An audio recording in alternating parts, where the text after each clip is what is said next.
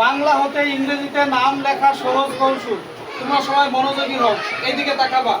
আমরা যেমন বাংলাতে আকার একার হস্যকার চিনি, ইংরেজিতে আকার একার হস্যকার এই কয়টা অক্ষর। ভাওয়েল আছে যে 5টি, এ ই আই ও ইউ, এইগুলো হলো আকার একার হস্যকার।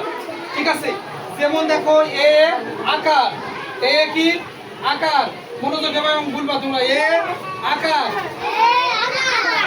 ই এ ইকার, ইকারটা এইরকম। ঠিক আছে, ইয়ে ইকার।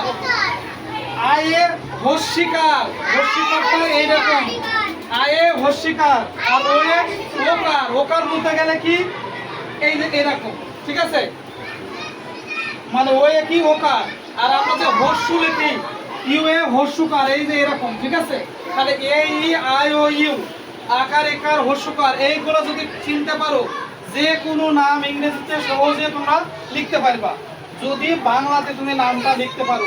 আর বাংলাতে লেখার জন্য আমাদের ম্যাডামরা সুন্দরভাবে তোমাদের আকার একার হস্যকার এবং কয়াকার দিয়ে লেখা এগুলো শেখাইছে। এবং আমরাও যে পারবে না তাদের আমরা আলাদাভাবে মানে ক্লাস করি, 10 দিন ক্লাস করবো, ইনশাল্লাহ তোমরা পেরে যাবার। সব সময় মনোযোগী হবা, দৃষ্টি দিবা।